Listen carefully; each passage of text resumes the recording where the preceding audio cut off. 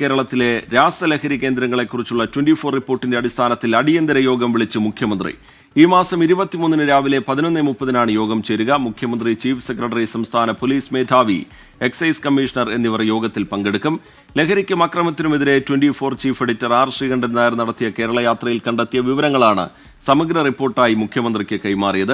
Rejith, 24 chief editor R Sreekandan Nair നടത്തിയ കേരള യാത്ര, അത് ലഹരി വിരുദ്ധ കേരള യാത്രയാണ്. ലഹരി കേന്ദ്രങ്ങളെക്കുറിച്ച്, ലഹരി കേന്ദ്രങ്ങളെ തുറന്നു കാട്ടുക എന്ന വിഷയത്തെ ചൂണ്ടിക്കാട്ടിയായിരുന്നു ആ യാത്ര. ആ യാത്രയ്ക്ക് പിന്നാലെ നമ്മൾ സമർപ്പിച്ച റിപ്പോർട്ട്, ആ റിപ്പോർട്ട് സർക്കാർ വളരെ ഗൗരവത്തോടെയാണ് കാണുന്നത്. റിപ്പോർട്ട് പരിശോധിച്ച മുഖ്യമന്ത്രി ഈ റിപ്പോർട്ടിന്റെ കണ്ടെത്തലിൽ വലിയ കാമ്പുണ്ട് എന്നുള്ളതാണ് മനസ്സിലാക്കിയിരിക്കുന്നത്. മുഖ്യമന്ത്രി തന്നെ ഉദ്യോഗസ്ഥരോട് പറഞ്ഞ വിവരം, ഈ ലഹരി കേന്ദ്രങ്ങളെക്കുറിച്ച് 24 നൽകിയ വിവരങ്ങൾ അതീവ ഗൗരവമുള്ളതാണ്, അതീവ പ്രാധാന്യത്തോടെ ഇത് കാണണം എന്ന നിർദ്ദേശത്തിന്റെ അടിസ്ഥാനത്തിലാണ് ജൂൺ 23-ന് 11:30 അടിയന്തരമായി യോഗം വിളിച്ചു ചേർത്തിരിക്കുന്നത്. മുഖ്യമന്ത്രിയും അതുപോലെ തന്നെ ചീഫ് സെക്രട്ടറിയും ആഭ്യന്തര വകുപ്പ് അഡീഷണൽ സെക്രട്ടറിയും പോലീസ് മേധാവി, എക്സൈസ് കമ്മീഷണർ എന്നിവരുടെ നേതൃത്വത്തിലാണ് ഉന്നതതല യോഗം ചേരുക.